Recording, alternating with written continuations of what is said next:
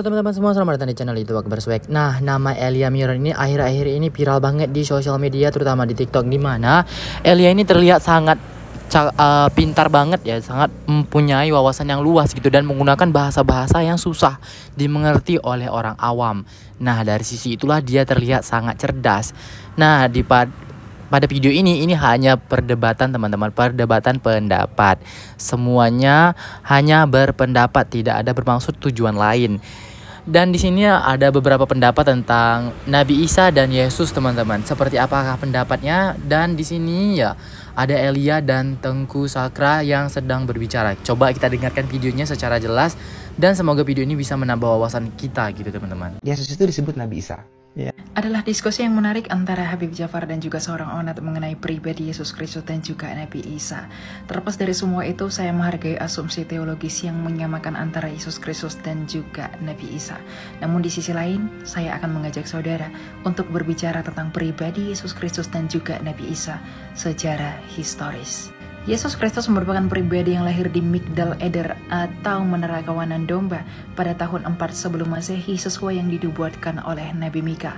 Bahkan sejarawan gereja yang bernama Origen dari Alexandria pada abad kedua mengonfirmasi hal tersebut, bahwa Yesus Kristus benar-benar lahir di Migdal Eder.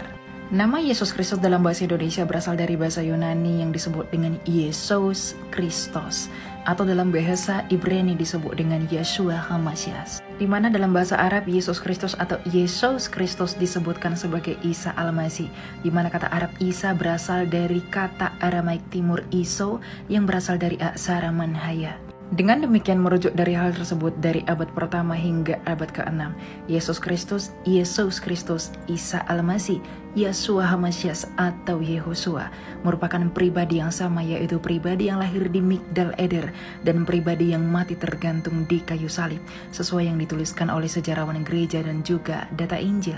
Namun di sisi lain, pada abad ke-7 atau 700 tahun setelah Yesus Kristus lahir, sebuah gerakan dari semenanjung Arabia yang membawa ide mengenai Isa Al-Masih yang berbeda secara historis dan juga secara teologis dari Isa Al-Masih yang telah diberitakan pada abad-abad sebelumnya.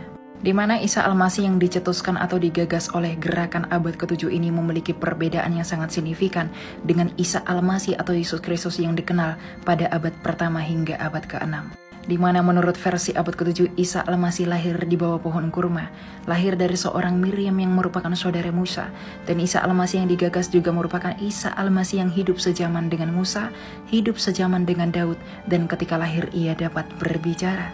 Di mana cerita-cerita mengenai Isa Al-Masih abad ke-7 tersebut tidak pernah dicatatkan dalam sejarah atau juga data Injil dari abad pertama hingga abad ke-6 atau 600 tahun sebelumnya. Dan yang paling penting, gerakan abad ke-7 yang lahir dari semenanjung Arabia menyatakan bahwa Isa Al-Masih tidaklah mati di kayu salib, namun diserupakan.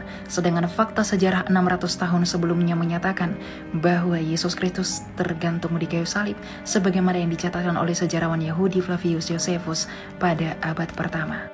Sehingga dengan demikian Isa Al-Masih yang diperkenalkan atau diketahui dari abad pertama hingga abad ke-6 dan Isa Al-Masih yang baru diperkenalkan pada abad ke-7 merupakan Isa Al-Masih yang berbeda pribadi sekalipun memiliki nama yang sama.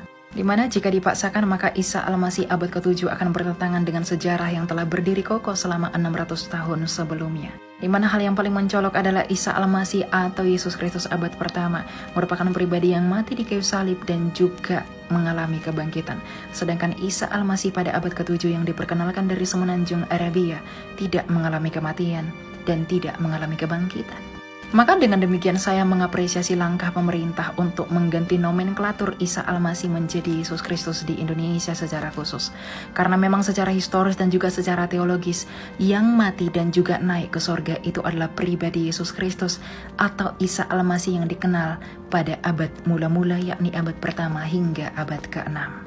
Di mana hal ini dapat menjadi angin segar sekaligus pertanda baik bagi mereka yang selalu memperdebatkan atau selalu menyamakan antara Yesus Kristus abad pertama dan juga Isa Al-Masih pada abad ke-7.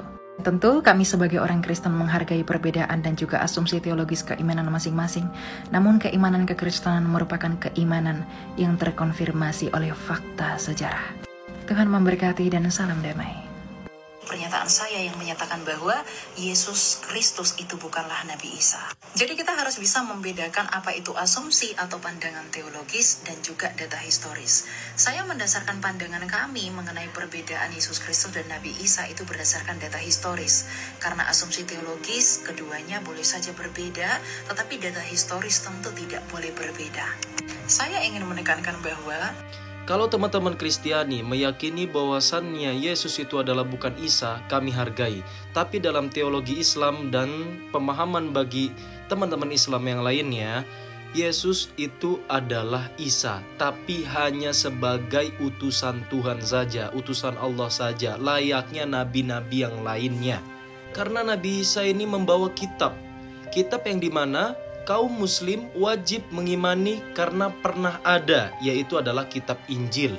Fakta sejarah sudah dibelokkan oleh kaum-kaum terdahulu, kaum-kaum dulu sebelum Nabi Muhammad SAW, dan Al-Quran datang untuk mengantisipasi atau membenarkan dari hal yang memang sudah dibelokkan itu.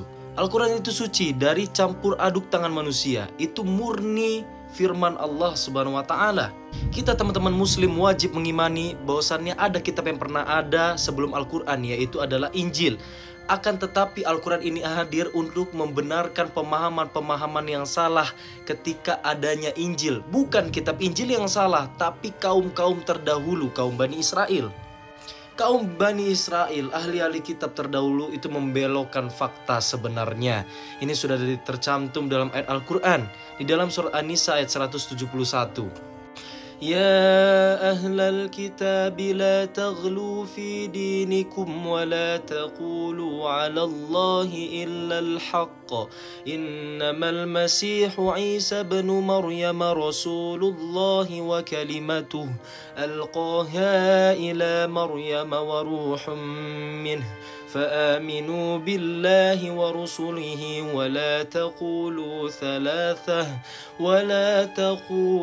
ثلاثة انتهوا خيرا لكم إنما الله إله واحد سبحانه أن يكون له ولد له ما في السماوات وما في الأرض وكفى بالله وكيلا.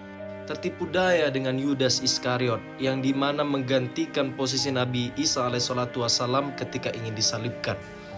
Al-Quran juga itu hadir untuk menyatakan itu, untuk membenarkan fakta yang ada.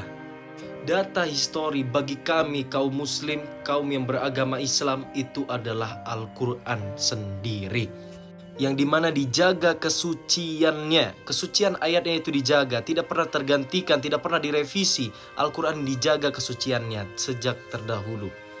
Meta histori bisa tergantikan oleh tangan jahat manusia, tapi kalau Al-Quran itu dengan validasi yang nyata. Data historis ini menunjukkan kedangkalan pikiran manusia. Karena kenapa? Tidak ada kuasa mutlak Allah. Kuasa mutlak Tuhan, kemutlakan Tuhan itu tidak ditunjukkan. Jadi agak sedikit kaku, makanya itu ya bakal terbentur dengan zat Tuhan yang menunjuki keagungannya. Nah, itu tadi ya teman-teman beberapa pendapat ya teman-teman ya, argumen. Jadi di sini debat argumen saja, hanya berpendapat saja. Yakinilah apa yang perlu kalian yakini teman-teman. Dan semoga video-video tadi bisa menambah wawasan kita saja gitu. Di sini banyak banget netizen yang kasih komentar juga. Nah, tapi benar sih Elia suruh debat sama Ustadz Felix nih. Emang agak lain Mas Elia itu, kata netizen. Nah teman-teman, itu tadi dia menurut pandangan masing-masing saja ya teman-teman. Jadi kita perlu yakini apa yang perlu kita yakini saja. Nah video ini hanya untuk menambah wawasan kita dan mereka hanya berpendapat teman-teman. Jadi semuanya pendapat masing-masing gitu, sesuai dengan pandangannya masing-masing. Nah ambil yang baiknya dan tinggalkanlah yang buruknya. Teman-teman semuanya jangan lupa untuk terus bahagia.